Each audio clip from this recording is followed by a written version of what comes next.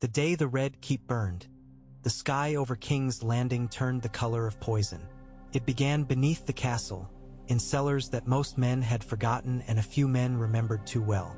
The air there was damp and close, thick with the old stink of black powder, rat droppings, and that other, sharper scent, the acrid sweetness of wildfire that clung to the back of the throat and made the eyes prickle. Haleen of the king's pyromancers moved between the rows of clay jars with a candle in one hand and a handkerchief pressed to his nose with the other. The jars sweated, glistening in the candlelight, each one stoppered with wax and sealed with the ancient sigil of his order. The flicker of the flame crawled across the curved green glass lids and the faint ripples of oily liquid beneath. "They should not be moved," he muttered, for perhaps the 20th time. His voice echoed off stone and shadow. "Not in such haste, not in such heat. My lord Hand should have been told." The apprentice behind him, thin, pale, eyes too big in his narrow face, shifted uneasily. "The Queen's men said they were to be ready by sundown. They said the Hand is not to be troubled. The king is dead." "The king," Haleen snapped, too loud for this close, cramped place, "was the one who ordered that we were to meddle as little as possible with Ares' stores. A wise command, for once. These jars have slept down here since before I was born. They are content. They know the air and the dark. To stir them is to stir ghosts." He could feel them watching him, 1,000 blind green eyes in the dark. The liquid memory of a mad king's last defense, stacked behind rusted bars and along crumbling walls, far more than the few scores of pots they had tested in recent years. Much of King's Landing did not remember the smell of burning flesh mingled with wildfire, but Haleen did, from stories whispered by pyromancers old when he was young. He had dreamt of it sometimes. The dreams had not been green, as small folk tales said, but black, so black they swallowed sound. Above, the castle hummed with tension. Ravens flighted, men shouted, doors slammed. The bells had not yet tolled for the king, but the news had flown faster than any bird. Robert Baratheon was dying. Or dead. The city could not decide. In such confusion, Cersei Lannister had sent her gold cloaks down with orders sealed in wax. "Move these jars to the old subcellars of Maegor's Holdfast. She wants them nearer the heart of the castle. For safety," they had said. "Safety," Haleen repeated under his breath, looking at a fat jar slick with sweat. The room was hotter than any cellar ought to be, he realized suddenly. He licked his lips. "Put that candle out," he told the apprentice. "We will use the dark and our hands." "The dark," the boy's voice squeaked. "The dark has not burned anyone," the master said. "Yet." The boy doused the flame with shaking fingers. For a moment the red glow of the wick lingered, then died. The black closed in, so complete that Haleen felt rather than saw the rows of jars. And yet there was light, faint, sickly green, whispering out from the cracks between the stoppers and the clay, gleaming along sweat-slick sides. Wildfire luminesced in the dark like some deep-sea creature, hungry and nameless. "You see," Haleen whispered, "they wake when we wake them." The apprentice swallowed audibly. "Master, perhaps we..." A tremor shivered through the stones beneath their feet. Dust sifted from the ceiling. Somewhere far off, a door slammed like a great fist. Haleen felt the motion in his knees and teeth. What was that? "The Hand's tower," the boy blurted. "I heard the Queen's men say some kind of search. For traitors. There may be fighting. Swords and torches and frightened men." Haleen shut his eyes. "They will set fire to us all," he said. "Move nothing. Do you hear me? Nothing." He turned, groping in the green smudge of light toward the door. "I will go to the Hand. He at least has some sense, even if he is a Northman. He must be told." He had taken 3 steps when another tremor rolled through the ground, this one harder, as if some vast thing underwater had shrugged. A pot somewhere behind him toppled and shattered. The sound it made was like nothing and everything. A crack and a sigh and a wet splatter all at once. Haleen froze. The apprentice's gasp pitched into a sharp, animal sound. "Do not move," Helene whispered, his mouth suddenly dry. "Do not even breathe." For half a heartbeat, there was only the drip of liquid against stone. Then the world turned green. The wildfire ran, eager as spilled blood, seeping between pavers and under shelves, clinging to boots and ankles like the hands of the drowned. Air rushed out of the room in a long, sucking breath as if the cellars themselves inhaled, and then flame bloomed everywhere at once. It did not so much ignite as appear. Greasy curtains of color licking up the walls, crawling over ceilings, spilling through the doorway like water poured too fast. Helene screamed. He did not hear his own voice over the roar. The jars exploded, one after another, a string of thunderclaps that beat at his chest. The last thing he saw before the green light devoured him was the apprentice's face, lit from below, his eyes as wide and white as moons. Above, on Aegon's high hill, Lord Eddard Stark of Winterfell stood in the throne room of the Red Keep, with the letter that named him protector of the realm heavy in his hand. It was a bright day, too hot for a man who had known snow more intimately than sunlight. Heat shimmered through the tall windows, making the sea beyond look like molten glass. On the Iron Throne, Joffrey Baratheon lounged like a boy playing at kings, one hand on a pommel shaped like a snarling lion. His mother stood beside him, golden and cold as a statue, Ser Barristan.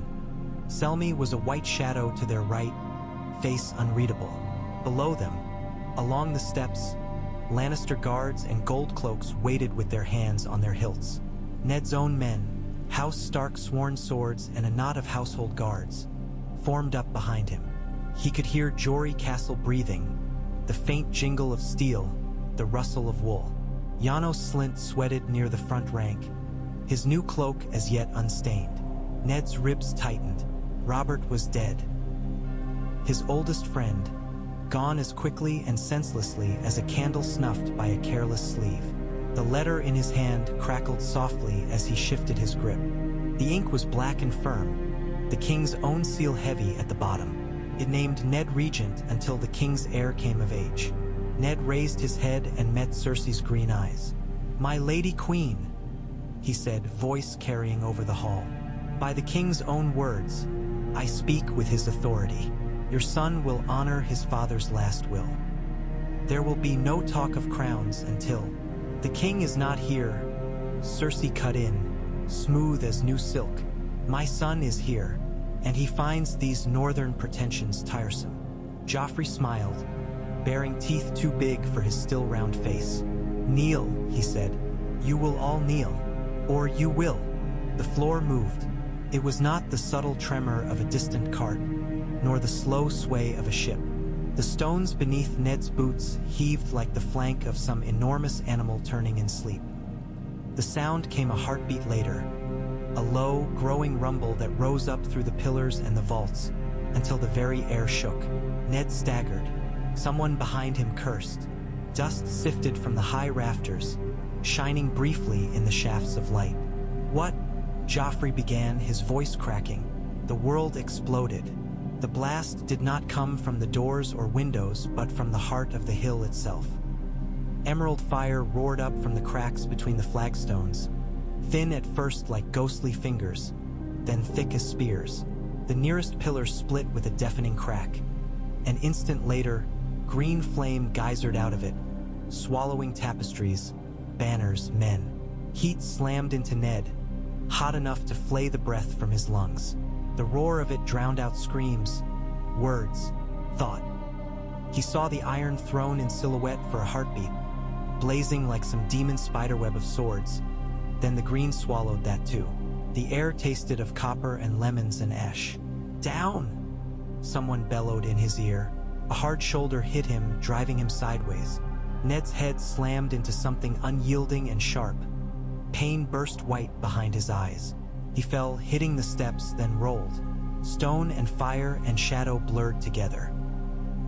He was dimly aware of bodies tumbling with him, armor clanging, the stink of singed hair. He tried to draw his sword and couldn't find his hand. The world shrank to the size of his skull and the throb of pain within it. When sense crept back, it came in tatters. The scrape of broken stone, the shriek of warped metal, the hoarse filter of shouts through smoke. Ned's eyes watered as he forced them open. The throne room was gone.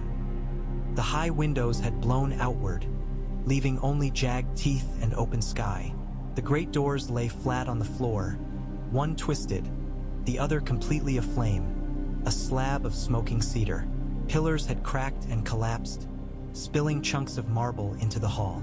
Where the iron throne had stood, there was a jagged hole ringed with blackened stone and licking green flames, as if the hill had simply opened its mouth and spat fire.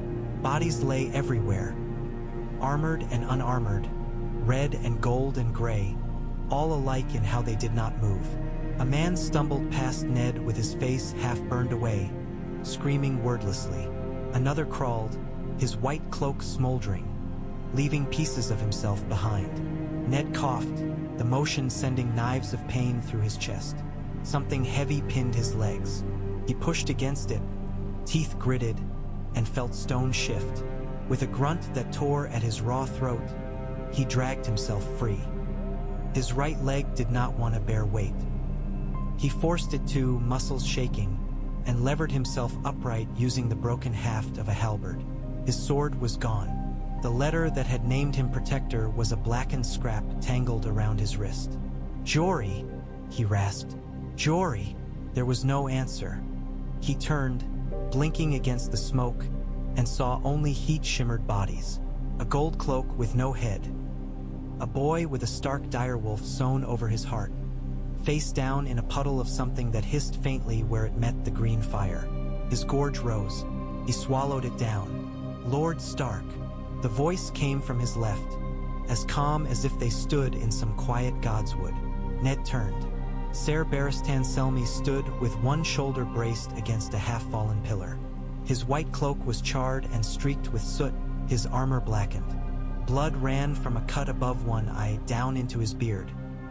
His sword was drawn, but for the moment he held it low, point dragging along the floor.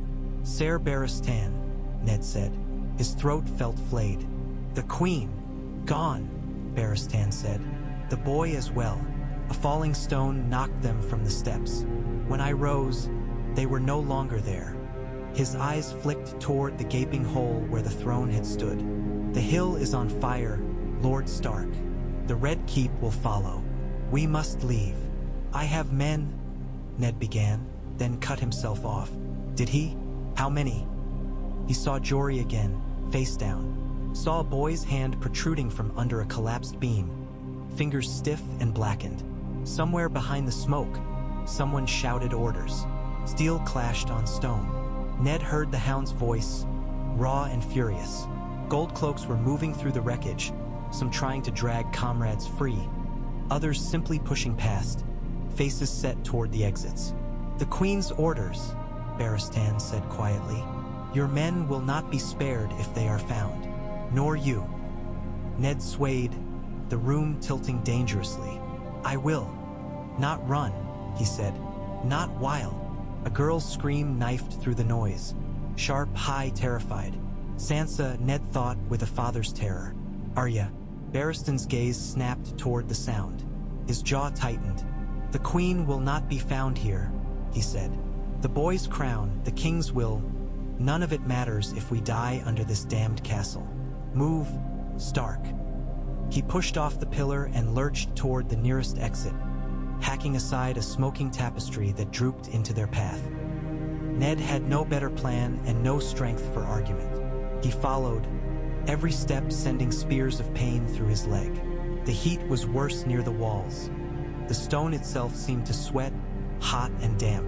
Twice they had to detour around patches where green flame ran in viscous pools across the floor. Near the door, they passed a heap of bodies. Ned recognized the glint of Janos Slint's gilt helm, askew on a head that no longer had a jaw. Beside him lay a woman in fine green silk with her hair burned away and her face blistered beyond recognition. A ring, melted into her finger, was still shaped like a small golden rose. Cersei's hand, he thought madly, before sense caught up and reminded him the Queen wore lions. Not that it mattered.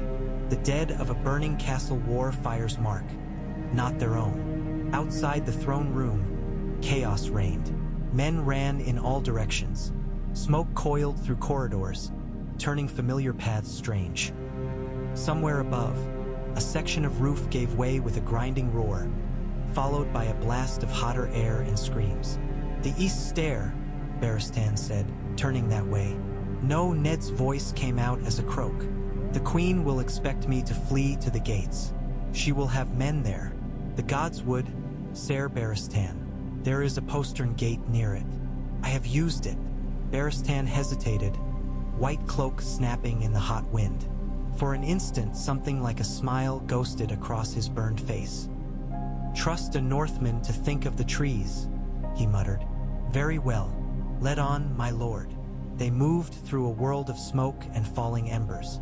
Twice they had to turn back when corridors were already full of burning timbers. Once they nearly blundered into a chamber where wildfire had found its way. The green fire there burned so hot that Ned felt his eyebrows curl and his skin tighten even in the doorway. Barristan pulled him back with a curse. The castle that had seemed so solid when Ned arrived.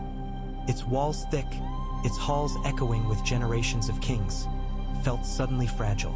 The groan of strained stone, the rumble of fire eating its way up from the cellars, the thin, panicked cries of serving girls and squires and lords' sons alike, all layered into a cacophony that made it hard to think.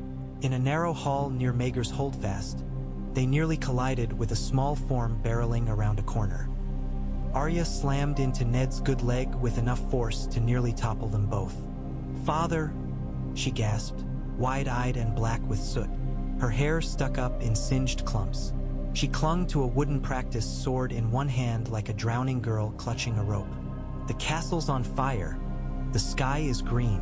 He caught her shoulders, heart flying up into his throat. "Arya, by the gods, are you hurt?" "Not as much as the other ones," she said, then bit her lip. "Syrio. There were men with Lannister lions and they came for me, and he told me to run," he said. Her mouth trembled, but she said it stubbornly. "We have to go." "We are going," Ned said. Behind him, Barristan watched, his face shuddered. "Your sister. Have you seen Sansa?" Arya shook her head, sending a spray of soot. "She was with the queen. She said Cersei would help you." Contempt twisted her voice around the queen's name. "She said you were wrong." Ned's hand tightened on her shoulder for a heartbeat, then eased. There was no time for anger. "We will find her," he lied. Barristan's gaze flicked past them, down the hall. The floor shuddered again. "Forgive me, my lord," the old knight said. "But if we do not go now, we will find ourselves buried with her." Arya looked at him curiously. "You're the king's guard," she blurted. "You're supposed to be with the king." Barristan's mouth twitched. "My duties," he said, "are not as simple as they were yesterday, child. They made it to the Godswood in snatches, like a dream. Smoke thinned as they left the hill's crown behind, though it still clung to the air.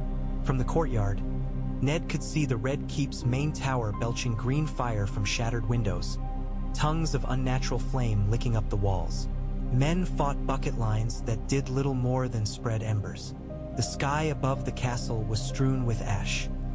The Godswood at least was still cool. The thick leaves of the oaks and elms filtered what light remained, and the sound of the distant fire turned thin and far away among the leaves. The weirwood at its heart stood silent, red eyes watching. Ned felt its gaze on him as keenly as any man's and almost stumbled. He had no time for prayers. Perhaps the tree knew that. Perhaps the old gods did. Or perhaps they watched without caring. The postern gate was not unguarded. Two men in the livery of House Lannister flanked it, swords drawn, eyes on the smoke-touched yard beyond. They turned as Ned, Arya, and Barristan emerged from the trees. "Hold!" one shouted, raising his blade. "No one passes without the queens." Barristan crossed the space between them in 4 swift steps. His sword rose and fell once, twice, with an economy of motion that would have been beautiful if it were not so bloody. The first man collapsed as if someone had cut his strings. The second managed half a curse before steel took him in the throat. "Ser Barristan," Ned began. startled in spite of himself. "One does not serve a king by burning with his enemies," the old knight said, almost conversationally, flicking blood from his BL. "Ade, go. We may yet be followed." The gate groaned as they heaved it open. Cool air from outside rushed in, smelling of salt and city and something else, the sharp, clean promise of distance. They slipped out into an alley that ran along the outer wall, masked by a screen of scrubby trees that pretended at a hedge. To their left, the hill fell away toward the city in a tumble of bricks and steps. To their right, the wall curved away toward the mud gate and the Blackwater Rush. Arya stared back at the red keep with wide, dark eyes. From this angle, they could see the full extent of the fire. Green tongues of flame leaped from tower to tower, bursting from arrow slits and coursing along roofs. Smoke billowed upward, twisted here and there by unseen pockets of heat, black and thick at first, then streaked with an eerie greenish tinge. Above it all, like carrion birds, the first sparks of embers floated out over the city. "How can water put out that?" Arya whispered. "It can't," Barristan said. His voice was weary.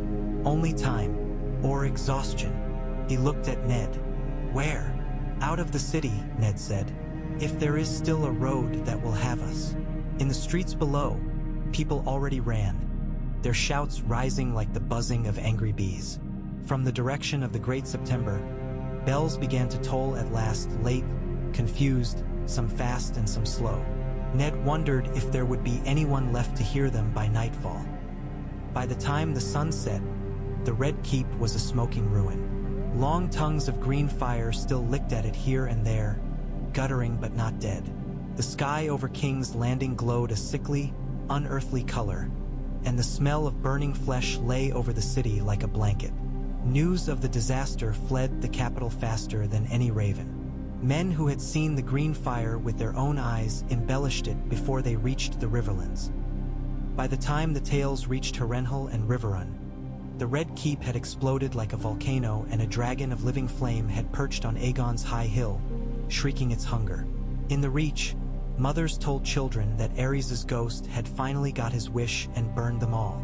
In the north, the stories were slower to come, but when they arrived, they grew no less wild in the retelling. Robb Stark first heard them in the Great Hall of Winterfell, with the smell of wet dog and wood smoke thick in his nostrils. He had been playing at swordwork with Theon in the yard when Maester Luwin's raven came, hopping with impatience as the maester's gnarled hands undid the ribbon around its leg. Robb had watched the older man's face crumple and harden in quick succession as he read. Now Robb sat in his father's carved chair with his hand wrapped so tightly around the wolf's head arm that the wood dug into his palm. His eyes moved over the parchment again and again as if the words might change if he blinked. "King Robert Baratheon is dead," the letter said. "There has been an explosion in the Red Keep. Fire of unnatural hue. The Iron Throne is destroyed. The Queen and her children are unaccounted for. Lord Eddard Stark has disappeared." "Disappeared?" Robb echoed, voice flat. "What does that mean?" Maester Luwin's gray eyes were tired. "It means, my lord, that no one we have spoken to can tell us where he is. Some small folk claim to have seen him fleeing the city. Others say he burned with the rest. The ravens from the capital itself have not come." "The Lannisters," Catelyn said, fixed in place at the foot of the dais. Her hands were clenched in her skirts. "If there was treachery, it would be them. Cersei, Jaime, the imp." "The letter from Ser Rodrik reports only rumors, my lady," Luwin said. "We know there was to be a confrontation in the throne room. Janos Slynt and the City Watch turned their cloaks. Beyond that, all is smoke and fire. Smoke and fire." Robb's mind filled with a sudden image of his father in a hall full of green flame. His sword out, jaw set, a wall of Lannister steel closing around him. Heat seared his throat. He swallowed it down. "How many kings do we have now?" Theon Greyjoy drawled from where he lounged against a pillar, though there was a tightness to his eyes that belied his tone. "If Roberts get burned and the Queen's missing and your father is gone, that leaves Stannis, doesn't it? Or Renly if you like him prettier." "Enough," Catelyn said sharply. "This is not a jest, Theon. Nothing's a jest these days, Theon muttered, but he shut his mouth. Robb looked down at the letter again. Below the first Stark lines, Luwin had penned smaller notes in a precise hand, summarizing the reports that had trickled in on merchant ships and outriders. Tywin Lannister has mustered a great host in the west. Stannis Baratheon remains at Dragonstone, silent but for his own ravens. Renly Baratheon has fled King's Landing for Highgarden, with the Lord of Highgarden's daughter and sons at his side. No word from King's Landing save that the fighting continues in the streets and that green fire still burns in the ruins of the Red Keep. The realm is leaderless, Catelyn said quietly, and in such a void, every lord great and small will scramble to fill it. Then we must move, Robb said. The words surprised him, but once spoken, they felt right. Solid. If we wait for the Lannisters to decide what happens next, we'll be bent to their will before we know it. Father would not. His voice caught and broke on the word. Would not what? Would not sit idle? Would not bow? Would not burn? He closed his eyes for a heartbeat. When he opened them again, he found his mother's gaze on him, steady and evaluating. Not as a mother looked at a son, but as a Tully looked at an ally. What would you do then? She asked. Call the banners, Robb said. Ride south, find father, or bring back his bones. He forced his hand to unclench from the carved wolf. The Lannisters will. They'll not be the only ones marching. The Tullys will rise if they have not already, for grandfather and for Uncle Edmure. The phrase, well, they will do as they wish. The Arryns may yet be coaxed down from their mountain. If we are not part of what is coming, we will be trampled by it. Silence fell, broken only by the pop of sap in the hearth and the distant howl of a wolf. Catelyn's eyes softened, just for a heartbeat. You are young for war, Robb. I am old enough to ride, he said. Old enough to keep Winterfell when father went south. Old enough to stand for the north if it comes to that. He thought of little Bran, broken and silent in his bed. Of Rickon, feral and weeping. Of Arya, fierce and wild somewhere in the smoke and fire of King's Landing. Of Sansa, whose last letter had been full of sweet nonsense and courtly names. We cannot hide here and hope the storm passes. Luwin cleared his throat.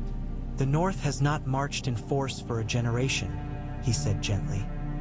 Our strength is great, but our distance from the South is greater.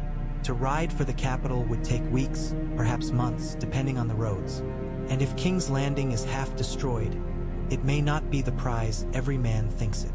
Then we ride for those who would make themselves king, Robb said. Stannis, Renly, Lord Tywin, they will all make for the heart of the realm. Riverrun is nearer than King's Landing, and the Riverlands are already half aflame if the rumors are true. We can meet our bannermen there, and then decide our path. Catelyn examined him for a long moment. You speak as if you mean to choose a king, she said. Not be one. Robb blinked. The idea of himself on a throne seemed absurd. He saw, for a fleeting instant, his own face on some ornate chair of ice and iron and bark, and nearly snorted aloud. The North remembers, he said instead. We remember what happens when Southern kings forget us. I will choose an ally, not a master. Theon laughed softly. Spoken like a true Stark, he said. The Krakens of Pike might have something to say about choosing your own kings. The Krakens of Pike bent the knee once, Robb said. They can do it again. He stood, sudden energy burning in his limbs. Maester Luwin, send the ravens. To the Umbers, the Mormonts, the Karstarks, every house sworn to Winterfell. We ride to war. And what banner will we carry? Luwin asked. The direwolf of Stark, or something more ambitious? Robb thought of his father's face as it had been when he rode south. Stern and stoic, lined by winters and responsibilities. The face of a man who had not wanted power and had borne it anyway. The wolf, he said. We will not forget who we are. Far to the south, on the seagirt island of Dragonstone, Stannis Baratheon read the first reports from King's Landing with the pinched expression of a man who has bitten into an apple and found half a maggot. The madness of Ares, returning like a bad coin, he said. Wildfire, of all the cursed toys in that accursed city. He turned the parchment in his gauntlet hand and looked again at the line that reported the destruction of the Iron Throne itself. His mouth twitched. It was not quite a smile, but for Stannis it came close. Behind him, the painted table glowed in the light of the hearth. Westeros sprawled across it in carved wood and pigment. Mountains and rivers and castles, from the wall down to the arbor. A small dragon carved from onyx perched on King's Landing, representing power as Stannis had once understood it. Singular, concentrated, sharp. He plucked it off the dot of the city and held it in his palm. "Robert is dead," he said. The words tasted of old anger. "Our brother drank himself into an early grave and let the realm rot while he hunted and hoard. Now he's gone, and the capital along with him, if these fools are to be believed. Robert was a great warrior," Davos Seaworth said quietly from where he stood near the table. The smuggler-turned-knight smelled faintly of salt and tar and smoke, familiar and oddly comforting in this room full of polished stone and flapping banners.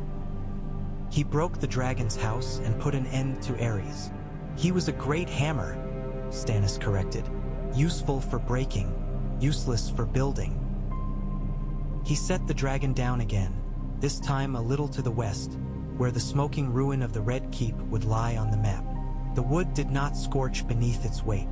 Melisandre watched him from the shadows near the fire. Her red eyes caught the light, or seemed to carry their own. "The false king is dead," she said. "The throne of lies has been unmade. The Lord of Light clears the way for his chosen." Davos shifted, his fingers worrying at the pouch that held his finger bones. "With respect, my lady Wildfire is not your god's doing.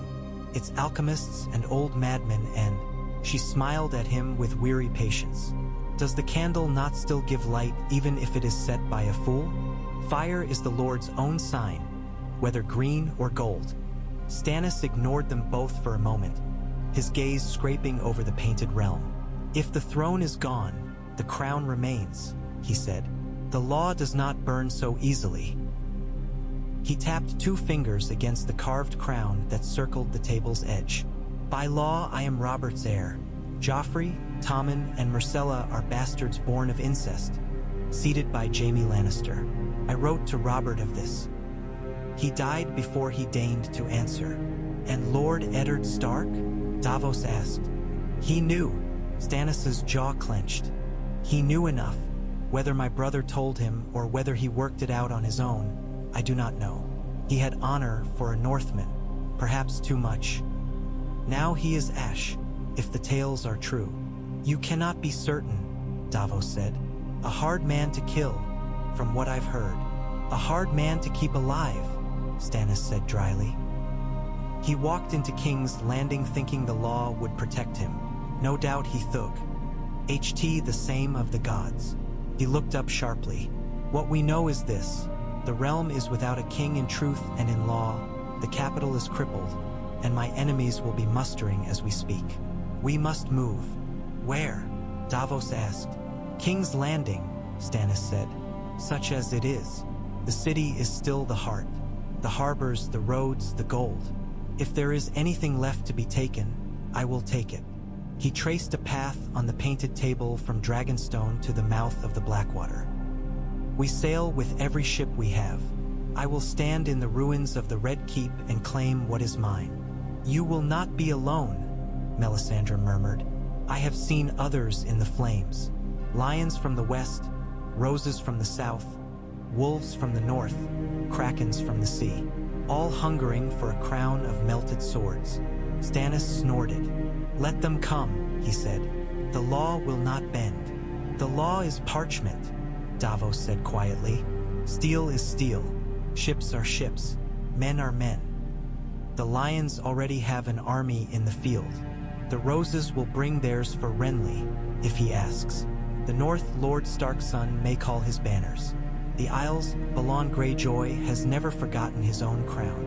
"Then I will need more ships," Stannis said. "More men." His gaze cut sideways to Davos. "Can I sail up the Mander to Highgarden? To drag my brother back by his pretty hair?" Davos shook his head. Not with the vessels we have. And the Tyrells are lords of that river as much as they are lords of their fields. They will shut it against you if Renly asks. Renly has no right, Stannis began. Renly has charm, Melisandre said, with the faintest curl of distaste. It is a kind of sorcery in this land. Renly has nothing, Stannis snapped. He is a younger son who once strutted in green velvet and thought a peach was a weapon. If the realm would choose him over me, it deserves to burn. He caught himself, lips thinning. Still, he is my brother, and he will not yield easily. Nor will the Lannisters. Nor, I suspect, the Starks if the boy is anything like his father. You have something they do not, Melisandre said. The Lord's favor. Stannis's mouth flattened. I have you, he said. We shall see if that amounts to the same thing. Far to the west, in a tent that smelled of oiled leather and horse, Tywin Lannister read his own reports and smiled a little. Around him, the great host of House Lannister stretched in a golden tide across the fields. Banners bearing the roaring lion snapped in the breeze. Men-at-arms drilled with spear and shield. Armored knights rode along picket lines, checking gear. The sky above was clear, a hard, bright blue that made the green smoke from King's Landing seem like a fever dream even in ink. The letter in his hand shook only because his fingers chose to, not because there was anything wrong with them. Wildfire, he said softly. Of course Cersei would reach for that toy. He flicked a glance at the small, neat hand that had penned the report. Varys, of course. The spider's little birds had escaped even green fire. She has more of her father in her than she knows. You seem remarkably calm, father, Tyrion said from where he sprawled in a camp chair opposite, a cup of wine in his hand.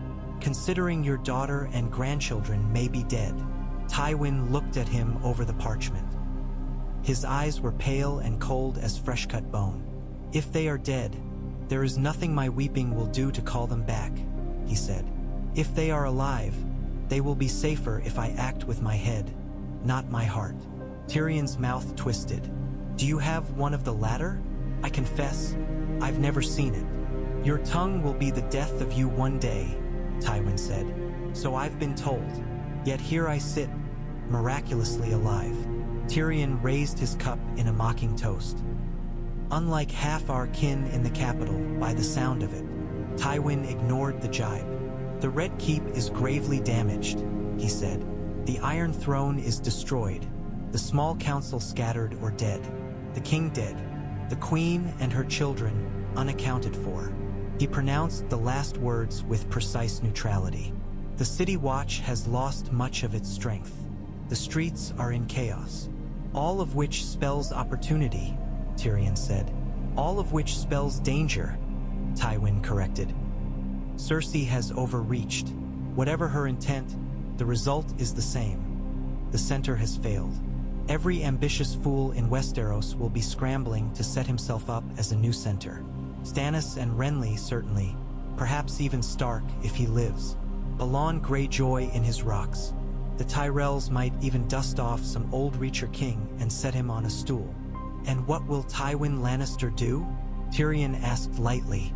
Tywin set the parchment down with care. Tywin Lannister will do what he has always done, he said. He will ensure that when the dust settles, a Lannister hand holds the reins of power, on a throne that no longer exists. The throne is a chair, Tywin said. It can be rebuilt. Power is not in chairs. It is in who men follow, who pays their wages, who feeds them. His gaze flicked to the map spread on the table between them. A lion carved of gold rested on the trident of rivers that marked the riverlands. We already have a host in the field. We will keep moving. King's Landing may be damaged, but the gold cloaks will still look to whoever can pay them. The merchants care for their docks and counting houses. The faith cares for its septs. We will present ourselves as saviors. We will arrive with bread for the hungry, coin for the guards, and swords for the enemies beyond the walls. And if Cersei is alive? Tyrion asked. And Joffrey? Then we put the boy on a new chair and rule through him, Tywin said. If he is dead, Tommen will do. If Tommen is dead, we will see. His jaw flexed. I did not spend half my life restoring our house's strength to see it undone by one wildfire mistake. Tyrion sipped his wine. And the Starks, what of them? If Lord Eddard escaped the fire, he will not sit idle, Tyrion said. And if he died, his son will march. The north is slow, but it is not deaf. Tywin's eyes cooled further. If the boy marches south, we will deal with him. First, we secure the capital. Casterly Rock's gold made that city. It can unmake it. I will not see my grandson, or what remains of him, forced to flee his own seat while wolves and krakens fight over his bones. In the green fields of the Reach, Renly Baratheon paced in a pavilion striped in Tyrell green and Baratheon black and gold. Marjorie Tyrell watched him from a cushioned chair, one eyebrow arched. Her dress was simple for a woman of her house, soft green wool and only 3 roses embroidered along the hem, but it did nothing to blunt the impression of deliberate bloom she carried with her. They will come, she said. Renly paused. Who? Everyone, she said. You are Robert's brother. You are young and handsome and charming. The realm could do worse. I am also the younger brother of a man who was always better at counting than smiling, Renly said. The maesters will tell you that law runs through him, not me. Stannis will send his ravens, quoting dusty clauses and lineages, and half the lords will nod along and speak of rights, while wondering which side their neighbors will choose. And which side will you choose? Marjorie asked. There is no rule that says you must stand aside for him. Your brother's throne is empty. Your brother is dead. The law is a story men tell themselves to sleep at night. You've been listening to Littlefinger, Renly said dryly. He is far away and probably Ash, Marjorie said. I do not need him to tell me that power goes to those who take it. My father understands this, so do his bannermen. The Reach is ready to march for someone. Better you than Stannis. Renly resumed pacing, the hem of his cloak whispering across the rugs. Outside, he could hear the hum of the Tyrell host encamped around the pavilion. Tens of thousands of men, horses, wagons, cooks, squires. The very air smelled of grain and sweat and crushed grass. Rising over it all like a song was the faint, ever-present scent of roses that seemed to cling wherever House Tyrell made its presence felt. Stannis has Dragonstone, Renly said, a pile of dark stone and a few tired ships. I have Highgarden and Mace Tyrell and the better part of the Southern Harvest at my back. The capital is burning, the Lannisters are despised, and the North will hardly rush to crown a Baratheon after all this. If ever there was a time to put my pretty head on a coin, this is it. So you will, Marjorie said. We will. Renly paused, studying her. We, she smiled, a slow, deliberate blooming. You'll need a queen, my lord, she said. The realm will be more willing to follow a new king if they see stability, fertility, a promise of heirs, and roses to sweeten the stink of war, Renly said, but there was admiration in his voice.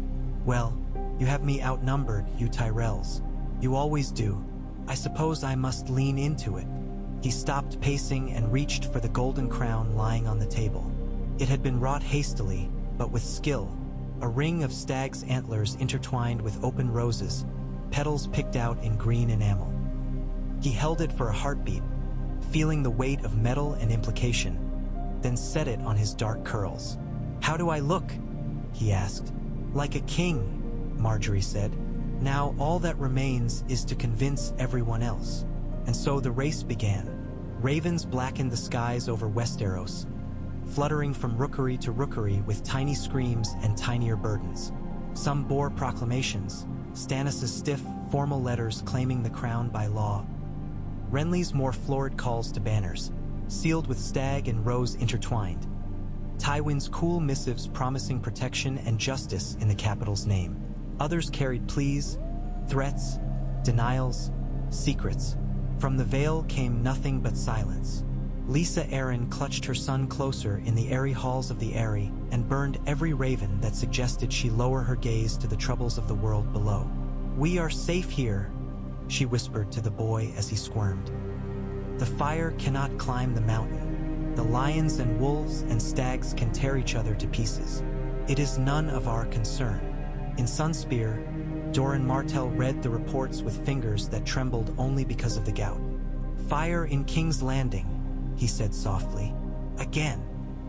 He remembered his sister's laughter, the way it had echoed in the Red Keep's halls, the way the echo had been replaced by the sound of her screams. He tapped the parchment against his knee. "Send word to the east," he told his maester, "to Illyrio in Pentos. Ask him how soon the dragon's brood will be ready to fly." On Pike, Balon Greyjoy climbed the damp, black stairs of his tower and stood at the parapet, face turned toward the westering sun. The wind raked its fingers through his greasy hair. Far below, the Iron Fleet rocked at anchor, masts swaying like winterbear trees. "A fire in the south," he said. "The Krakens will come from the sea while they are looking the other way. We will take what is ours." "What is ours?" Asha Greyjoy asked, leaning on the battlements beside him. "What did we ever have that wasn't torn from someone else's hands?" Balon smiled, a thin, humorless stretch. "Exactly." On the far side of the narrow sea, Daenerys Targaryen sat in Khal Drogo's tent with her hands cupped around 3 stone eggs and listened to her handmaidens whisper. "The usurper is dead," Irri said, bright-eyed. "The king with the hammer. They say his own hunting pig gored him, or that his wine was poisoned, or that his queen cut his throat while he slept. They say the city burned," Jiki added. "Green fire, very bad. It is a bad sign to play with. Such flames." Doria, who had come from Lys and thought herself wiser than both of them, shook her head. "They say the throne of swords melted like wax," she said. "The dragon's chair. Perhaps it is a sign that the dragons will return." Daenerys smoothed her thumb over the ridges of the egg in her lap. It was warm, though everything else in the tent felt cool. Or perhaps that was her imagination. "Robert Baratheon is dead," she said softly. "That is what matters. The man who took my father's throne is gone. The city that cheered him burns. They will choose another," Doria said. "There are always more usurpers." "Perhaps," Daenerys said, "but they will be busy, fighting amongst themselves. My brother dreamed of a straight road home, with all Westeros groveling before him. He was a fool. For me, chaos is better. While they claw at each other, we will grow strong." She pressed the egg more firmly between her palms. Did she imagine the faint flutter she felt then? Or the echo of a heartbeat not her own? "Khal Drogo will take you where you wish," Irri said loyally. "He is the great Khal." Daenerys looked toward the tent's entrance, where the murmur of the Khalasar's endless motion filtered in. Hoofs stamping, voices rising, fires crackling. Drogo loved war. He loved plunder. The stories she would bring him of a realm split between 5 or 7. Kings of ports and villages unguarded while their lords rode to distant banners. Such tales would delight him. "Tell my son and stars what you have heard," she said to her handmaidens. "Tell him the usurper is dead, and his dogs are eating each other. Tell him the Dragon Queen sees a road of blood leading west. Back in the river-crossed heart of the realm, the first tangles of that road began to form. Robb Stark rode south at the head of a column that grew with every mile. The Great Jon came thundering in with his umber spears, roaring for Lannister blood. Roose Bolton sent his pale men with their quiet eyes, Manderlys with their fish, Glover with his mailed fist, Hornwood with the moose. By the time they reached the neck, the north was a river of steel. At Moat Cailin, Robb sat his horse and looked at the ancient fortress, its tumbled towers rising from the green wet of the swamps. "If we fall," he said to Theon, who had ridden up beside him, "the Lannisters will never take this pass.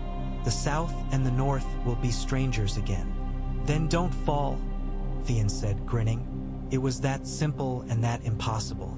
Crossing into the Riverlands, they found fire. Villages burned along the fords, black skeletons of houses jabbing at the sky. Men in Lannister colors rode down peasants who did not run fast enough. The banner of House Tully fluttered from some hastily raised poles where local lords tried to muster resistance. At Riverrun, Edmure Tully met them with red-rimmed eyes and a weary smile. "Good," he said hoarsely, clasping Robb's forearm. "Good. We will need every sword. Father is ill." The Lannisters ravaged the eastern holds, then fell back to regroup. "They will come again, and when they do, we must be ready." Robb looked past him to where the threefold walls of Riverrun rose above the waters of the Tumblestone and Red Fork. The castle seemed smaller than Winterfell, somehow, though the river's gleam made it beautiful. "We march to King's Landing?" he asked. "Or to where the enemy is most thick?" "We march to where the realm will be decided," Catelyn said. She had insisted on riding with them as far as her father's seat, and now she stood at Robb's shoulder with the river wind in her hair. "If Tywin reaches the capital first, he will rule. If Renly reaches it first, he will have the Tyrells and all their wealth to hold it. If Stannis, he will have the law and a fleet to block the harbor. The one who sets his banner over the ruins of the Red Keep will be the one the rest of the lords are forced to reckon with." "And what of us?" Robb asked. "We are far from that ruin yet. We make ourselves too large to ignore," she said. "The North and the Riverlands together are no small thing. If we cannot be first to the ashes, we will be the ones others must court." Robb thought of letters sent bearing the dire wolf and Trout together. Thought of Stannis's harsh, rigid words about law, and Renly's flowing flattery, and the Lannisters' arrogant assumptions. "Let them court, then," he said. "We will see whose promises are worth their ink." Farther south, the courtships began. Renly's first great move was not against Stannis or Tywin, but against the undecided lords of the Stormlands and King's Landing's hinterlands. He rode with Margaery and the Tyrell host almost lazily, parading power rather than racing toward it. Castles opened their gates to him by the dozen, seduced by feasts and flattery and the sight of so many spears. Lords knelt and swore, more to the roses that could feed their folk than to the antlers that could call them to war. Stannis, in contrast, moved like a drawn sword. His fleet cut through the waters of Blackwater Bay under oars and sail, banners snapping. Dragonstone's red towers receded behind them with every stroke. Davos stood at the prow of his own ship, the Black Betha, watching the column of smoke that marked King's Landing thicken on the horizon. "I have seen cities burn before," one of his men said, squinting. "During the war, but that is something else." Green tinged the smoke even at this distance. At night, it painted the undersides of the clouds sickly colors. Lightning flickered within it from time to time, or something like lightning. "Wildfire," Davos said. "Whatever Cersei hoped to do, she's ruined more than she meant." On the flagship, Stannis stood like a carved figurehead himself, hands clasped behind his back. Melisandre was a streak of red beside him. When they reached the mouth of the river, they foe. Indeed, the harbor choked with wreckage. Ships had burned at anchor, their charred hulks colliding and tangling. The city's walls were scorched and cracked. The Red Keep's silhouette was a broken tooth against the sky, yet people still clung there. The decks of the unburned ships were crowded with hollow-eyed refugees. The docks seethed with movement. When Stannis's banners came into view, a murmur ran through the crowd. "The king!" someone shouted. "King Stannis!" "No!" another voice cried. "The king is dead. That's the brother. The sour one. Does he have food? Does he have gold? Does he have men who aren't already dead?" Davos watched their faces as the fleet drew nearer, hope flickering warily, hunger and fear in equal measure. These were not lords. They were fishermen, dockhands, wives, and children of soldiers who had not come home. They did not care for law. They cared for bread and for the absence of swords at their throats. "If you want them to call you king," Davos murmured, not sure if Stannis could hear him across the water, "give them what they need." And so, grudging but practical, Stannis did. Grain from Dragonstone stores was offloaded and distributed. Tents went up for the homeless. Men were set to work clearing the river of wreckage, repairing keys, shoring up walls where they had cracked. In the ruins of the Red Keep, Stannis walked through blackened corridors, Melisandre's torch lighting the way. Here and there, pockets of green fire still burned, clinging stubbornly to corners and alcoves. The Iron Throne was gone, melted into an ugly, half-cooled mound of metal in the throne room's crater, swords fused and twisted beyond recognition. The sight made Stannis' mouth twist. "Good riddance," he said.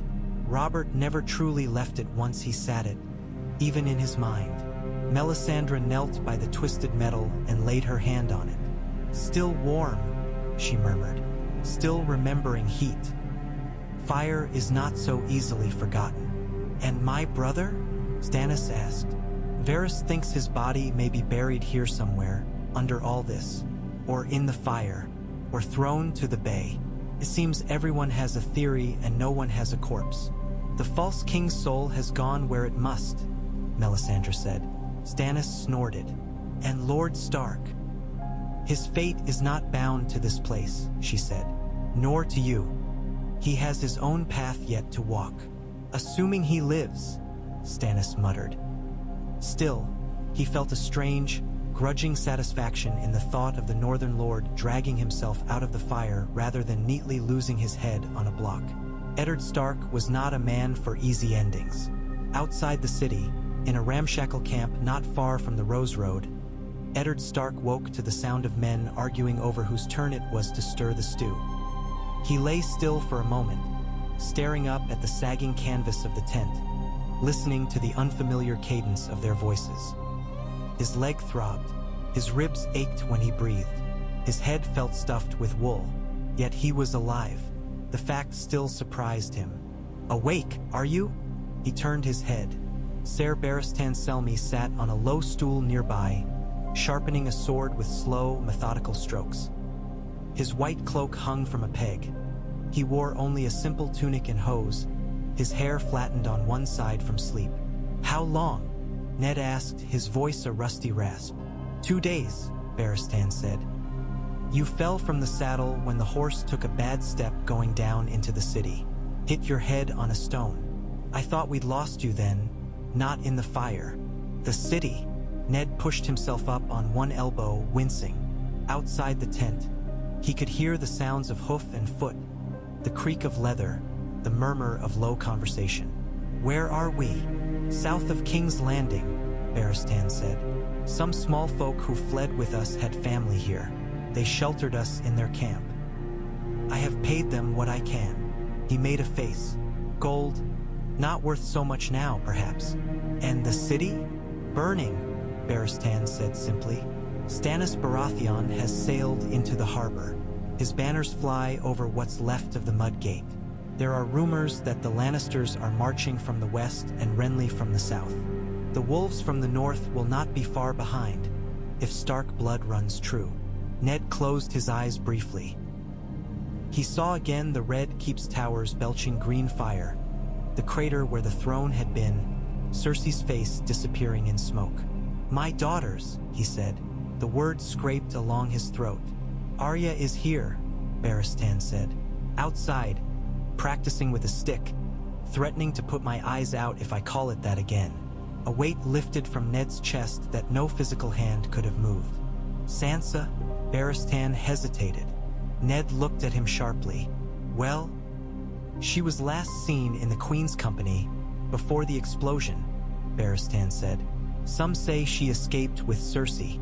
Some say she was taken by the Gold Cloaks. Some say..." He stopped. "We do not know." Ned's hands clenched in the blankets. "I should have." "What?" Barristan asked dryly. "Drag her away by the hair? Locked her in her chamber? Children believe what they are told. That is the nature of children. And men, often." Ned grimaced. "You have a sharp tongue for a man sworn to courtesy." "I am no longer sworn to anything," Barristan said, and there was a rawness in his voice that had not been there before. "The king I swore to is dead. The boy who would have replaced him is missing or dead. The throne I guarded is slag. My cloak is torn and smoked. I am an old man with a sword, Lord Stark. That is all." "A man with a sword is never all," Ned said. He pushed himself upright, teeth gritted, and swung his legs over the side of the makeshift pallet. The tent swayed around him. "I have done what I can for the realm, and this is what comes of it. Fire, death, children scattered. Perhaps it is time I thought only of my own." Barristan Watche, D him steadily. "Your own includes the North," he said. "The North includes the realm, whether they like it or not. You cannot unweave the threads."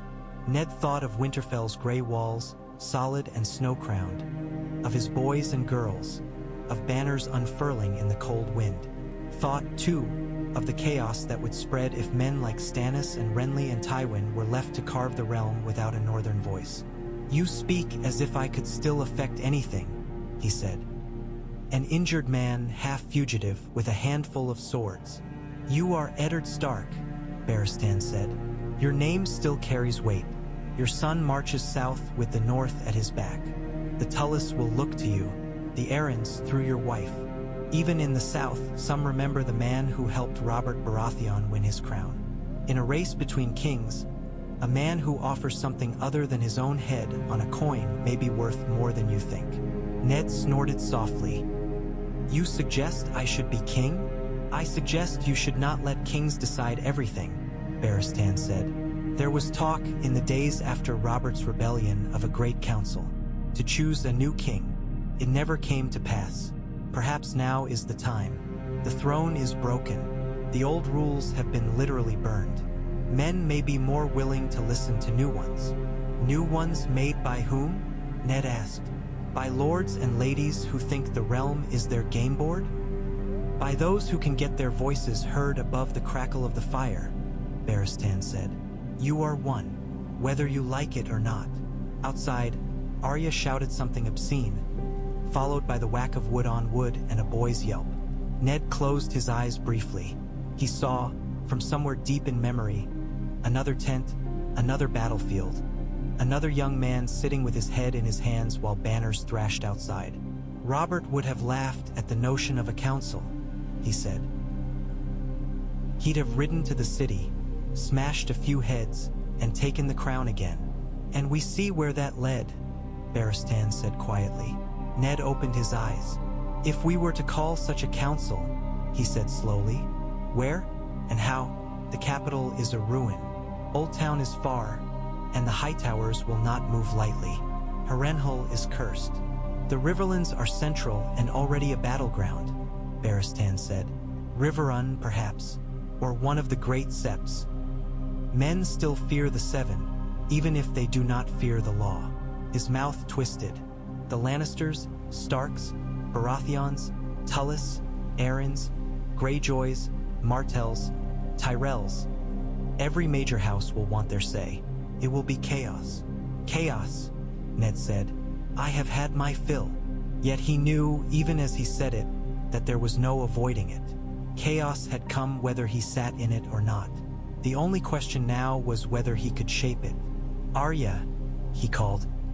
She ducked into the tent a heartbeat later, cheeks flushed, hair a tangle, wooden sword in hand. "You're awake," she said, as if accusing him. "So it seems," Ned said. "Put that stick down. We have work to do." She blinked. "Work? We ride for Riverrun," Ned said.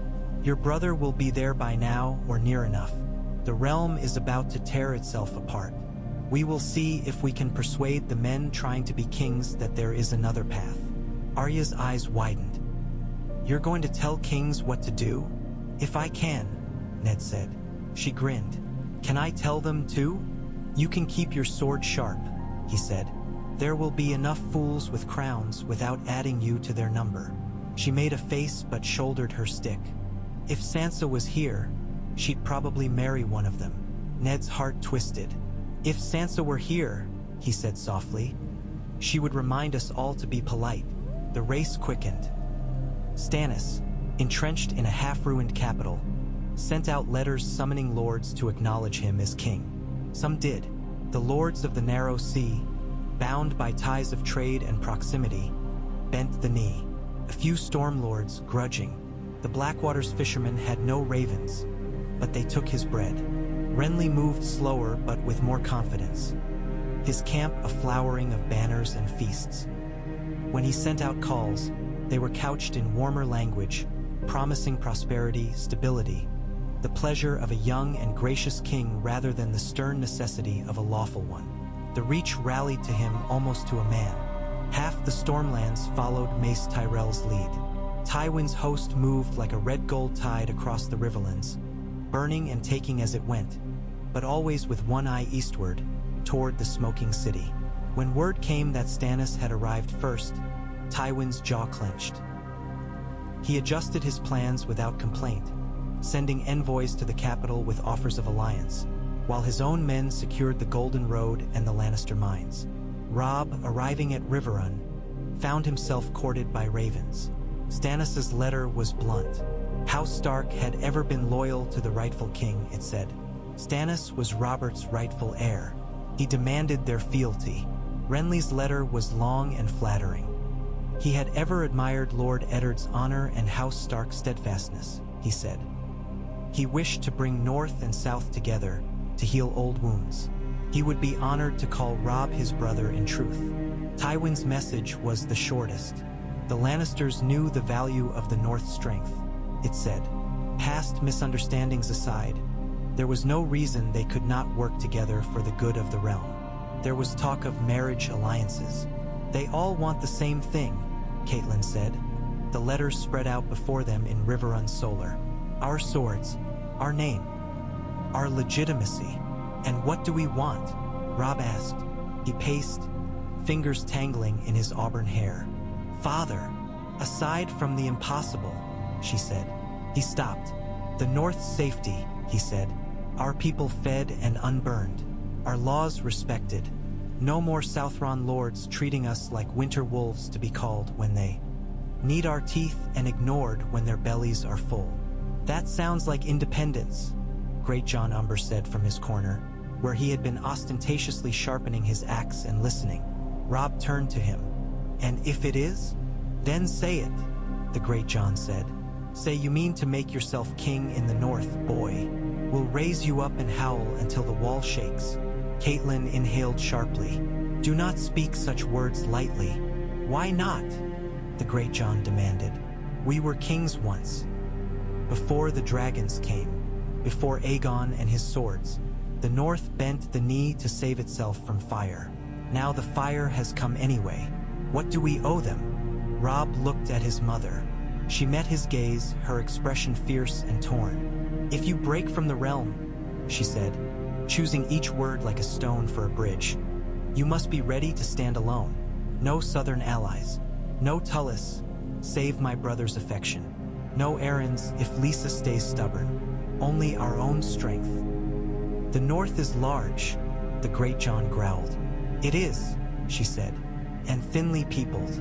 Winters are long, roads are few, castles are far between. If we cut ourselves from the rest, we must be ready to face every hunger and every war with only our own stores and swords. No grain from the Reach, no coin from Lannisport, no steel from the West. Robb thought of empty storehouses, of snow piled against walls, of ghost stories in the dark. He thought of the wild tales old Nan had told of things that moved in the long winters, in the forests beyond the wall. I will not make that choice lightly, he said. Before he could say more, a guard announced Lord Eddard Stark. The room held its breath as Ned walked in. He leaned on a staff, his leg bound, his face drawn, but he was upright, his gray eyes clear. For a moment, no one moved. Then Catelyn made a sound like a girl's, half sob, half laugh, and crossed the floor to him in 3 strides. Cat, he said, and she kissed him like a woman who had been dead a little and come back.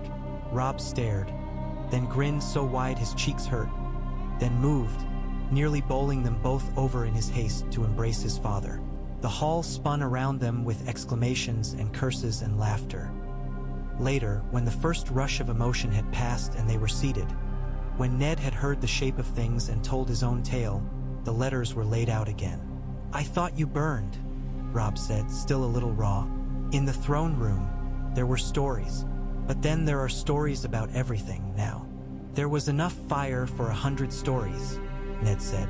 He reached out and touched each letter in turn. Stannis, Renly, Tywin. His mouth tightened. And what does King's Landing look like now? From where you sit? Like a bone everyone wants to gnaw, Robb said. Bones are for dogs, Ned said.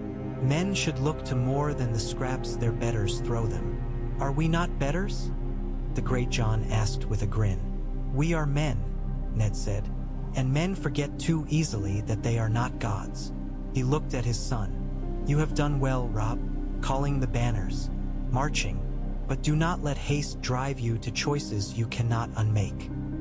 I thought you might counsel us to choose Stannis, Catelyn said. You are a man of law. Law has burned with the rest, Ned said quietly. Not forever. It will be rebuilt. But right now, the realm needs peace more than it needs one man's right over another. A great council, perhaps, to choose a king that most can live with. Not the perfect one, no. There is no perfect king, but one who will not tear the 7 kingdoms apart. Men will not give up their crowns once they've put them on, the Great Jon said skeptically. Some will not, Ned agreed. Tywin? Never. Stannis? Hard to imagine. Renly? He shrugged. He was always more flexible. But if enough lords press for it, if the North and the Riverlands and the Vale and perhaps even Dorne call for a council instead of another war, then even proud men may be forced to consider it. And who would sit this council? Robb asked. Ned's lips curved, though the expression did not quite reach his eyes. Every man who thinks himself important, he said. Seats for each great house. Seats for the faith. Perhaps even a voice for the free cities, if only to keep them from meddling too much. Let them argue in a hall instead of on a field. And while they argue, Catelyn asked. We keep the small folk from starving, Ned said. We keep the wolves from the door. We make sure that whatever king is chosen understands that the North will not bend without terms. It will take time, Robb said. Weeks to call such a council. Months. Time during which men might otherwise be marching and burning, Ned said. Time in which we can see which of these would-be kings is most willing to compromise. The race for the throne is already begun. We cannot stop it, but we can change where the finish line lies. He turned to the letters, took up Stannis's first. To Eddard Stark, Lord of Winterfell and Warden of the North, it began stiffly. Ned read it through, then took a quill and began to write on the back. My Lord Stannis, he wrote, the realm burns. You have law. Renly has numbers. Tywin has gold. I have something none of you seem to value. A history of peace and a desire not to see more children die for one man's vanity. I propose a council at Riverrun, at which each house may present its claim. If you refuse, know that House Stark will not shed its blood for any king who will not first listen to those he would rule. He wrote similar notes on the other letters, each tailored to its recipient. To Stannis, he appealed to duty. To Renly, to the image of a beloved king chosen by acclaim. To Tywin, to the prospect of legitimizing his power in a way that might outlive him. It was, in its way, another kind of battle. Words instead of swords. He did Ot entirely trust it, but he had seen enough of war. You put much faith in letters, the Great Jon grumbled. I put faith in men wanting to live, Ned said, and in their desire not to lose everything. The ravens flew. Not all of them reached their destinations. Some were shot from the sky, some lost in storms, some caught and their messages intercepted. But enough arrived. Stannis read Ned's letter in the ruined throne room and scowled. A council, he said. To let men talk my crown away from me, or to let you claim it with more than law, Davos suggested. If the North and the Riverlands and perhaps even the Vale support you, you will be more than a name and a fleet. You will be a king chosen, not merely inherited. I should not have to be chosen, Stannis snapped. It is mine, by right. Rights are words, Melisandre said. Fire is action. But even fire must sometimes move with the wind, not against it. He glared at her. You counsel me to sit in a hall and argue with boys who think themselves kings. I counsel you to show them the strength of your will in person, she said. You are not one for pretty speeches. Let them see that. Let them feel it. Words can be a hammer as well, if wielded properly. Renly, in his flowered camp, laughed when he read Ned's note. Trust a Stark to suggest something so tedious, he said. A hall full of old men muttering about precedent. Marjorie, reading over his shoulder, smiled. A hall full of lords who might otherwise be on horseback, burning your holdings, she said. You thrive in halls, my love. You were made to charm, to coax, to win with a smile what others take with swords. He preened a little. True enough.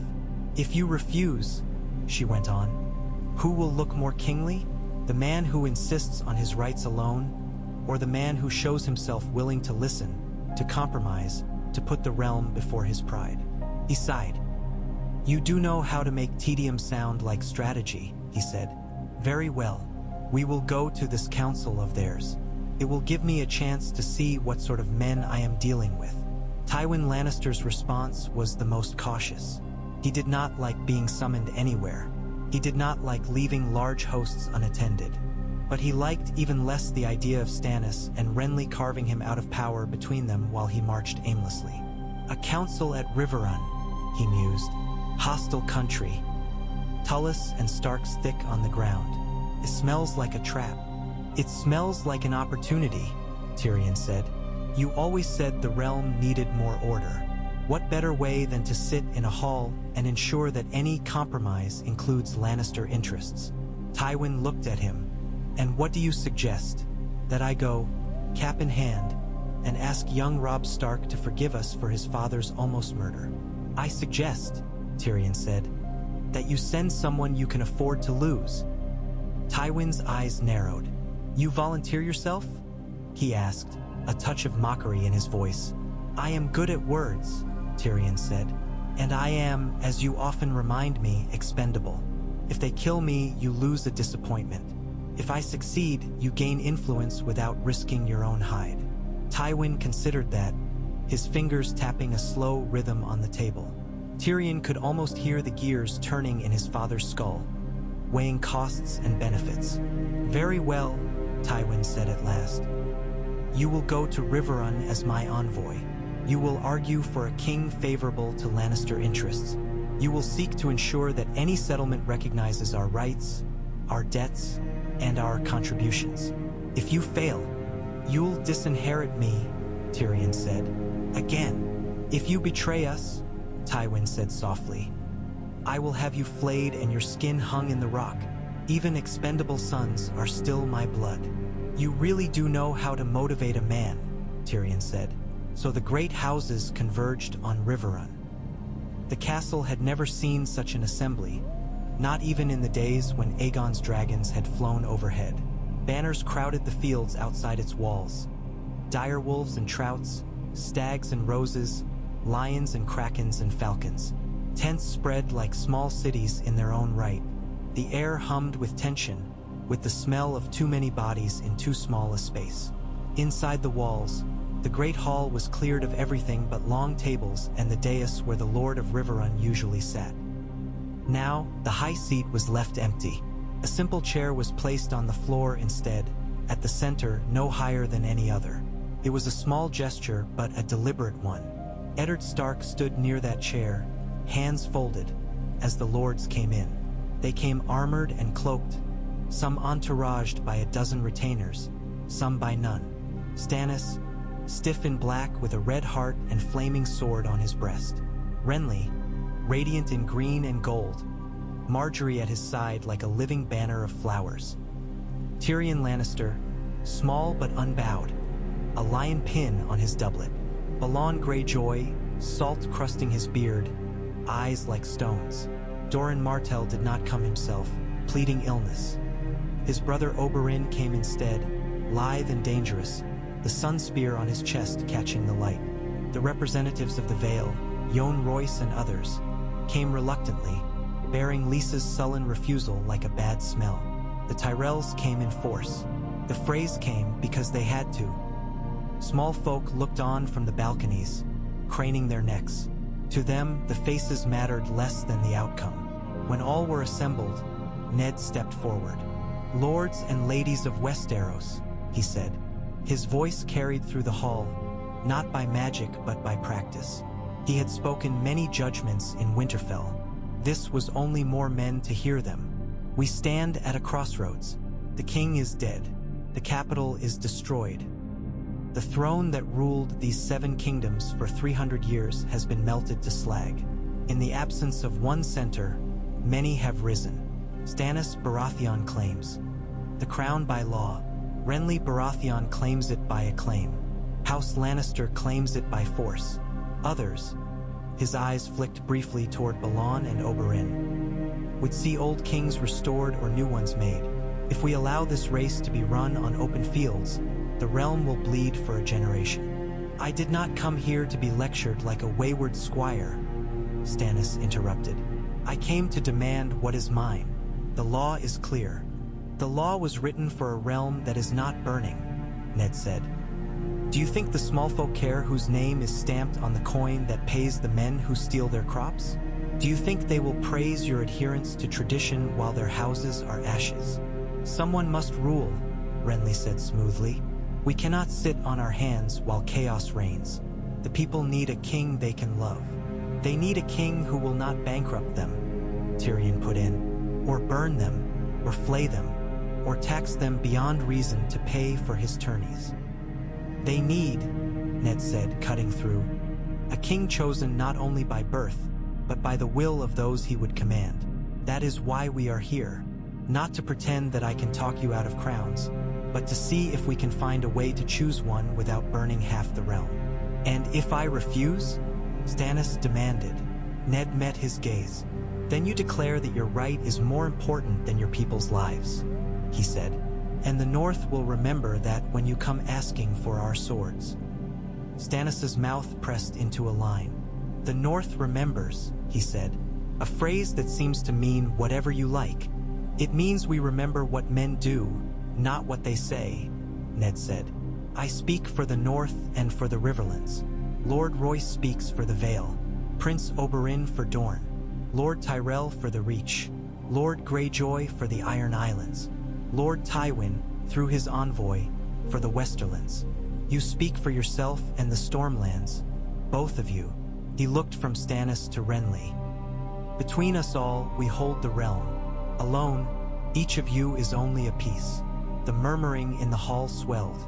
Some faces were skeptical, others thoughtful. No one had ever done this before, not on this scale. Great councils had been held in the past, but always after this or that line had clearly failed, and always in one place's favor. Never like this, with half a dozen viable claimants and the capital a smoking wound. "It will come down to numbers," Mace Tyrell rumbled. "How many will follow each and what we gain by backing them? Why should we give up what we can take by force?" "Because force has already given us wildfire," Ned said. "It has given us streets full of corpses and children with no fathers. How many more do you need?" Mace shifted, glancing at Renly. Marjorie laid a hand on her husband's sleeve, eyes on Ned. There was calculation there and something else, an odd respect. "We will talk," she said to Renly under her breath. "We will listen. We can always choose war later if we must. But if we choose peace now, we may never have to." Renly nodded slowly. "Very well," he said more loudly. "I am willing to subject my claim to the will of this council." Stannis made a noise somewhere between derision and frustration. "Of course the younger brother, who has no right, is happy to throw the law aside," he said. "And of course the elder brother, who has never been loved, is happy to throw the people aside," Renly retorted. "I do not fear their judgment. Do you?" "I fear their foolishness," Stannis snapped. "But I am not blind. The realm will not accept me if half its lords are against me. If I must humor this farce to show them their error, I will." "Two Baratheons tentatively agreeing," Tyrion said lightly. "A miracle. Send a raven to the citadel." Tywin's envoy did not commit so easily. Tyrion raised his cup, eyes thoughtful. "My father understands the value of order," he said. "He also understands the value of power. If this council chooses a king willing to recognize the debts owed to House Lannister and to confirm our holdings and rights, we can be persuaded to support him. And if the council chooses one who will not?" Oberyn asked lazily. Tyrion smiled. "Then I suppose we will be forced to consider other arrangements. That is as close to agreement as you will get from my father at this stage," he added to Ned in a lower tone. "Take it while it's warm." Ned inclined his head. It would have to do. The days that followed were like a war, but with quills and tongues instead of swords. Alliances formed and shifted in the hall and in the tents outside. Stannis's case was clear and simple. He was Robert's rightful heir, the elder of the two brothers, the law on his side. He had the fleet, the capital's harbor, and the respect of those who valued stern justice. Renly's case was more fluid. He argued that the realm needed not only law but love. That he was young, vigorous, ready to sire heirs and charm lords. That his alliance with the Tyrells gave him food and spears enough to feed and protect the realm in these troubled times. Tywin, through Tyrion, made no direct claim but pressed hard for a king who would respect Lannister interests. He hinted that a marriage between his granddaughter Myrcella, alive as it turned out, having escaped the capital with a small retinue, and whichever king was chosen could cement peace. The North held back at first, watching. Robb sat beside his father in the hall, saying little but listening to everything. The other lords watched him in turn. The notion of a king in the North had spread even without his encouragement. A few river lords had even whispered of it where they thought no one would hear. Ned's reappearance complicated that, giving those who preferred unity an alternative focal point. "What do you want?" Robb asked his father one night, when the hall had emptied and only the sound of distant argument drifted in. "What I have always wanted," Ned said. "For my children to be safe, for Winterfell to endure, for the realm to be at peace." "That is a wish," Robb said. "Not an answer." Ned studied him. "What do you want?" he countered. Robb hesitated, then blew out a breath. "I wanted father back," he said. "Now I have that, I still want Jory and the others not dead. But that's beyond even the old gods. I want the Lannisters to pay. I want Sansa and Arya safe. I want the North never to be used again as a pawn in Southern games." He made a fist. "If making ourselves a kingdom is the only way to do that, then I would take the crown. But if we can get those things without breaking the realm in two, I would take that instead." Ned nodded slowly. "Then that is our bargaining position," he said. "We offer our swords in exchange for guarantees, autonomy in our laws, a pledge that no northern child will be taken to be a ward against our will. And," his voice hardened, "justice for Jon Arryn and for the attempt on my life." "For you?" Robb asked. "For me, for Bran, for all of it," Ned said. "Cersei and Jaime answer for their crimes, or whoever we choose as king is nothing more than another Robert." "Another Aerys," Robb muttered. "Perhaps," Ned said, though Aerys at least had the excuse of madness. When the day came to make a decision, the hall was thick with tension. Ned stood again at the center, the simple chair behind him. Around him, lords and ladies murmured, cloaks rustling, armor clinking. The air smelled of sweat and anticipation. "We have heard the claims," he said. "We have weighed them. We will not find a king who satisfies everyone. If we cannot find a man, we must at least find a compromise we can live with." "The compromise is clear," Tyrion said, before Stannis could open his mouth. "Let Stannis have his law. Let Renly have his smile. Let the Lannisters have their debts acknowledged. Let the North have its autonomy. We marry Stannis's daughter." He nodded to the absent Shireen, who was not present but much spoken of. "To a son of the Reach or the Riverlands. We bind all these claims together and share the power." "Share the power?" Balon Greyjoy scoffed. "You mainlanders and your sharing. The sea takes what it will and owes no one anything. Which is why no one trusts you," Oberyn drawled. Stannis's mouth twisted. I will not share my crown, he said. I will not be king in fact while some perfumed boy is king in song. I am either king or I am not. Then perhaps you are not, Marjorie said sweetly. If you cannot bend, you may break. He glared at her, then at Renly. And you would see the law trampled, he said. You would see bastardy and usurpation rewarded.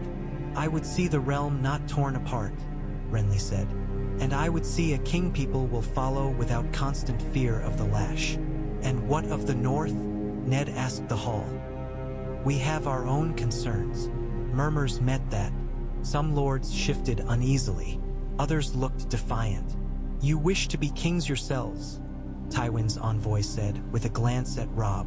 Do not pretend otherwise. We wish to be left in peace, Ned said. But we know that may not be possible. So we wish at least to be respected. Here is my proposal. He drew a breath. The North and the Riverlands will acknowledge a single king for the 7 kingdoms, chosen here, provided 3 conditions are met. First, our king swears never again to take a northern child hostage as a ward without the consent of his or her lord and kin. Second, Northern and Riverlands laws will be respected. The king will not impose new levies or taxes without the consent of our own assemblies.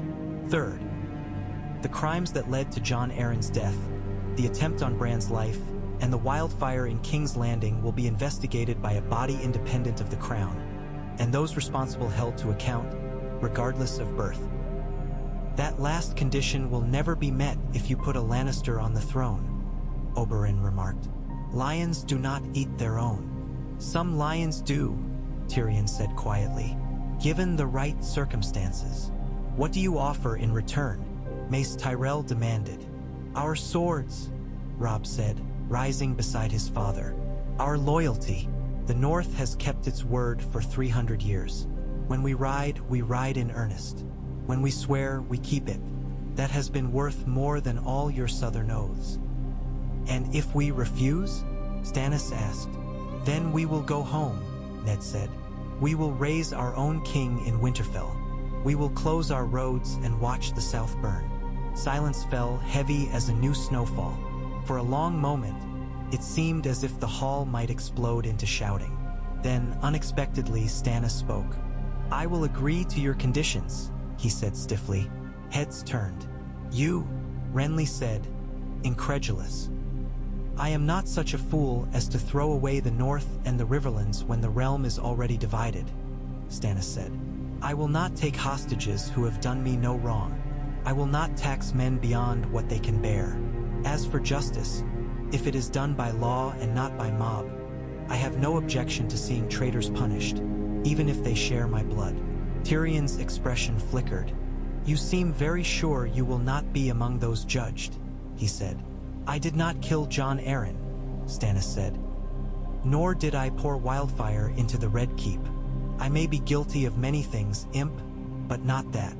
The word of a Baratheon, Oberyn murmured. So much history in those words. Renly's jaw clenched. If I agree to these conditions, he said slowly, and yield my claim to Stannis, what happens then? I become what? His hand? His smiling herald? The fertile brother who sires heirs when he cannot. You could be any of those, Marjorie said softly. Or you could be king of a realm split in 2, with the North against you and the Lannisters at your throat. Choose, my love. He looked at her, then at the hall, at Stannis, at Robb, at Ned. The weight of 1,000 eyes pressed on him. He was not made for this sort of decision. He was made for justs and jests and hands of pretty girls. Yet here he stood. Slowly, painfully, he took off his crown. The antlers and roses gleamed in the torchlight. I will not throw the realm into war for my pride, he said. Robert did enough of that. Father did enough before him. I will yield my claim on 2 conditions of my own. Stannis's eyes narrowed. Name them. First, Renly said, you name me your hand, not because I am your brother, but because I can do what you cannot. I can stand in halls and soothe lords and charm small folk. You cannot. We both know it. Stannis's mouth twisted. You call me graceless to my face, he said. I call you honest, Renly said. You do not pretend at smiles. Let me do that for you. Together, we will be a king men fear and a king men love. And the second condition? Ned asked. Renly looked at Myrcella, sitting with the Lannister contingent, golden head bowed. You marry wisely, he said, to someone fertile and strong, who can give the realm heirs and bind it together. Not to a Lannister if you can avoid it. No more tangled knots like those that strangled Robert. That second condition is vague, Tyrion said. My father will not like it. Your father can stuff his likes, Renly snapped. Stannis considered, jaw working. I will not marry a girl I do not respect, he said at last. Respect is a start, Renly said. Love can grow. Marjorie hid a smile behind her hand. The hall held its breath. At last Stannis nodded once. Very well, he said. I accept. Cheers did not explode. This was not some tourney where a champion had won a lance, but a low murmur of relief ran through the room, like a wind through tall grass. Men who had imagined marching, burning, dying, letting their sons die, now saw a path that might spare them. Tyrion downed his wine. Well, he said, that's that. Is it? Oberyn asked. The North is not yet fully committed, nor the Isles, nor Dorne. The North will keep its word, Ned said quietly. Dorne, Oberyn considered. My brother will not weep for Robert, he said, nor for a throne that burns kings. If your new king agrees to revisit some old grievances, the murder of children in a sack, for instance, we may be persuaded. Justice, Stannis said. Again, he sighed. Very well. Bring me names and laws they have broken. We will proceed. And the Iron Islands? Ned asked. Balon Greyjoy snorted. We will do as we please, he said. We have our own kings. Then we will treat you as such, Stannis said. And if you raid our coasts, we will treat you as enemies. His gaze cut through him. You will not find us so soft as Robert was. Balon bared his teeth. We shall see. The race for the throne did not end that day. It merely shifted forms. Stannis Baratheon was crowned in a half-repaired Great September of Baelor, with rubble still swept into corners and scorch marks on the walls. The High Septon poured oil on his head and muttered blessings.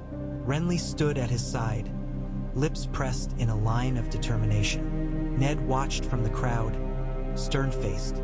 Tyrion observed from a pew, eyes sharp, committing every gesture to memory. The Iron Throne in its old form was gone. In its place, for now, stood a simple chair of dark wood, slightly raised above the rest. There were plans to forge a new symbol someday, a less dangerous one. For the moment, men were content with a seat that did not threaten to slice a king open every time he shifted. Sansa Stark knelt among the ladies, hands folded, heart a tight, trembling knot.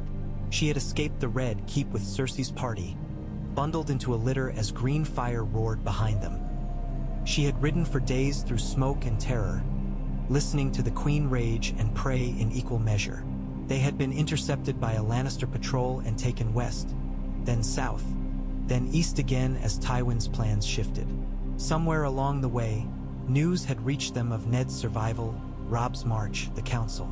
Now she watched her father watching a new king. Her father, who had once told her stories of gallant knights and wise rulers with a gentle skepticism she had not understood then. The man being crowned looked stern and uncomfortable in his finery. He did not smile. He did not preen. He knelt, stood, accepted the sword of office from his brother, his eyes fixed on some point far ahead. He did not look like the kings from her songs. Perhaps that was a mercy. When it was done, the assembled lords shouted, "Long live the king!" Some with enthusiasm, others with resignation. Sansa added her voice out of habit more than conviction. Her eyes were on Ned. He looked up, as if feeling her gaze, and their eyes met across the sept. Afterward, in the cool shade of one of the sept's side gardens, she found herself face to face with him. For a moment, neither spoke. Then she burst out, "Father, He held up a hand. "Sansa," he said, "are you well?" "Yes," she lied. "I am with the Tyrells now. They offered for me to stay with them in Highgarden, but Lady Marjorie thought it best I be here, at least for this." "She was right," Ned said. He studied her face, noting the hollows under her eyes, the tension in her mouth.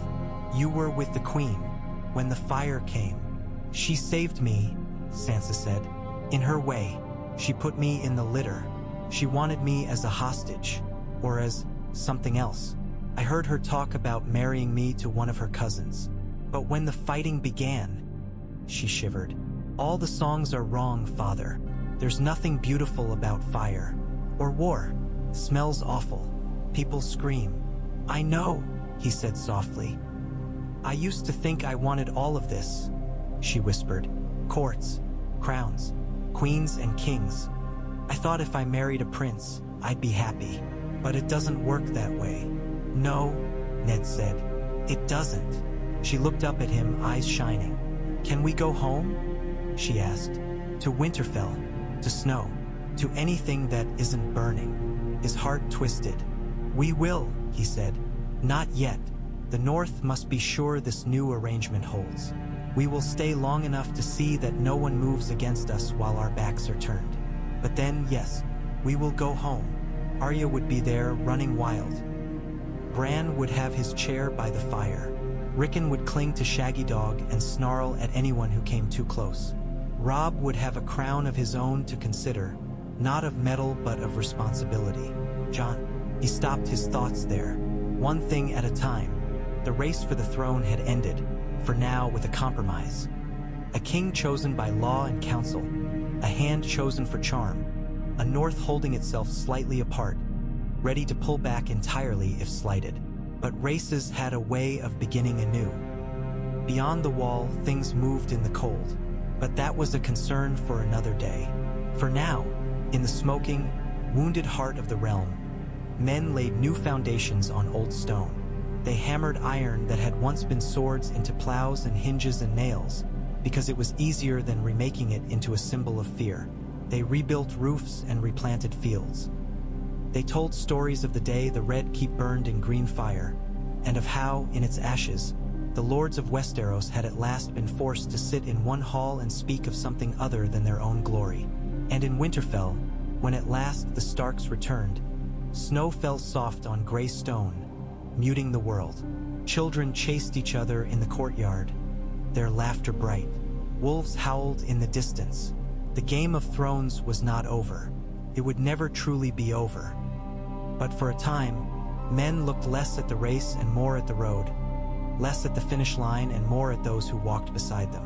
In the Godswood, beneath the red eyes of the Heart Tree, Eddard Stark knelt and whispered the names of the dead. Then he rose, feeling every year and every scar, and went back to the work of holding his own piece of the world together. The Red Keep's ashes blew on the wind. Somewhere, beyond sight, 3 small dragons stirred in their shells, dreaming of fire.